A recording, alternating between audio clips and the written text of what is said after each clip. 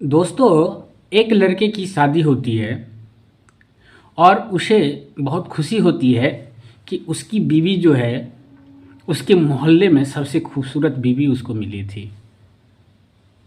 इसी में वह खुशी में रहता था और अपने आप पे घमंड भी करता था और सोच सोच के खुद में मुस्कुराता भी रहता था कि मेरी वाइफ, मेरी बीवी इस मोहल्ले में सबसे खूबसूरत है। उसकी शादी होती है। शादी होने के बाद वो अपने वाइफ को घर लाता है। यहाँ तक तो कहानी ठीक थी। फिर घर लाने के बाद उसकी वाइफ इस तरह से घुल मिल जाती है सबके साथ, लगता ही नहीं है कि उसकी वाइफ नई नई आई है। अपने सास को, अपने ससुर को इस तरह से सम्मान देती है, संस्कार इस तरह से लगता था कि जिस प्रकार से उस मोहल्ले में कोई थी ही नहीं, उस प्रकार की संस्कार वाली।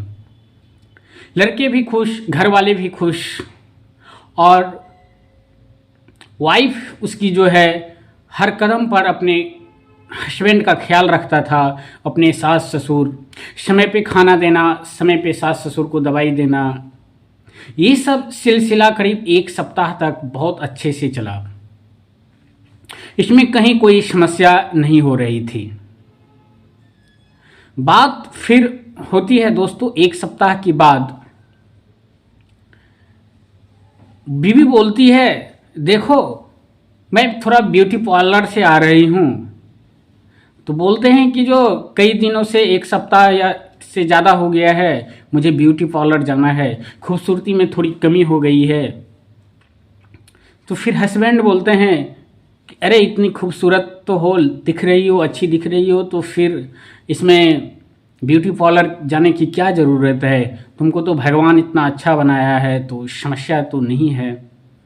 फिर भी वाइफ बोलती है नहीं नहीं, मुझे ब्यूटी पार्लर जाना ही पड़ेगा, मुझे फेशियल कराना पड़ेगा, मेकअप कराना पड़ेगा, मुझे 1-1.5 घंटे में मैं आ जाऊंगी, मुझे आज्ञा दो या किसी को साथ भेज दो, क्योंकि तुम्हारी चचेरी बहन बोल रही थी बगल में ही ब्यूटी पार्लर है, मैंने उनसे बात किया है, तो अगर तुमको समस्या हो रहा है तो तुम उनको भी साथ भेज दो, मैं चली जाऊंगी।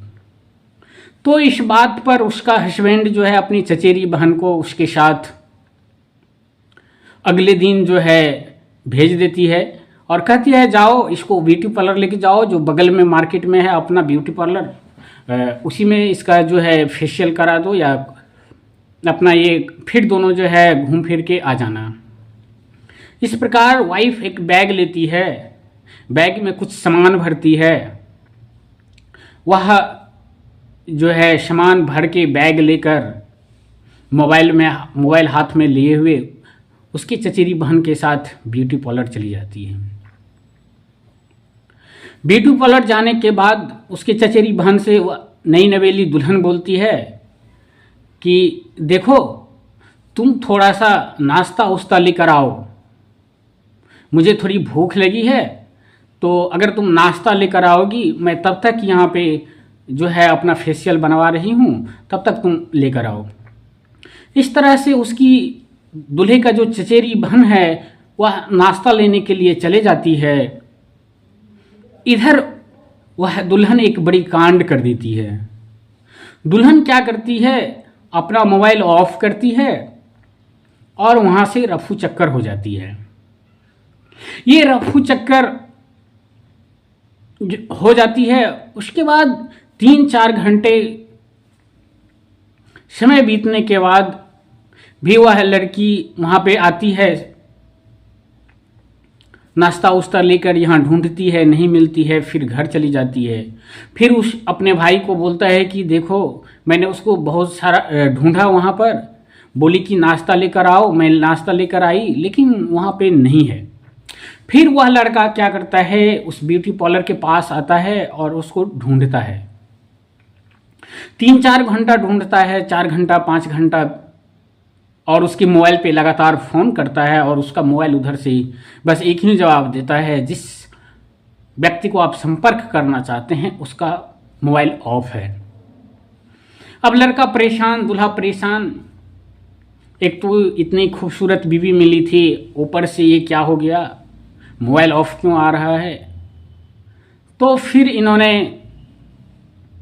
अब क्या करे, घर गए, घर वाले परेशान, अपनी आप बीती बताई कि वहाँ नहीं मिल रहा है। फिर उधर से इसकी दुल्हन फ़ोन करती है, बोलती है हाँ मुझे फ़ोन कर रहे थे तुम। बोला हाँ, तुम कहाँ चली गई, मैं फ़ोन कर रहा हूँ।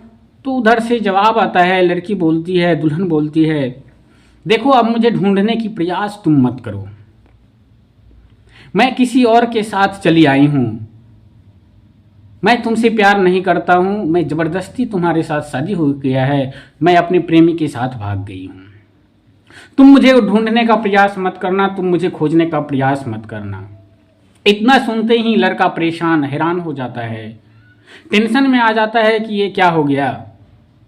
घर वाले को ये जानकारी देते हैं कि इस टाइप की हुई है, वह लड़की, वह दुल्हन जो है किसी और के साथ भाग गई है।